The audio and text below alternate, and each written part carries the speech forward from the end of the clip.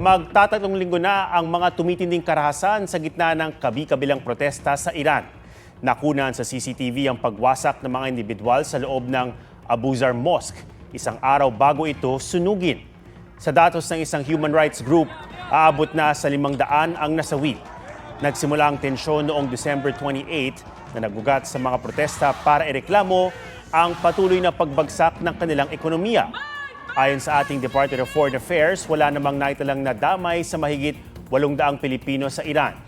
Nananatili daw silang nakalerto at handang tumulong sa mga kababayan. Sa kaugnay na balita, nakunan ng video sa Los Angeles, sa Amerika, ang paggambala ng truck sa gitna ng mga nagpoprotesta bilang suporta sa mga demonstrasyon sa Iran. Kinuyog ng taong bayan ang isang sakay. Hindi pa tiyak kung may nasugatan o nasawi. Si US President Donald Trump nagbabalang makikialam ang Amerika kung hindi pa rin hihinto ang gulo sa Iran. Kapag nangyari yan, ayon sa Iranian government, pupuntirahin naman nila ang mga base militar ng Amerika.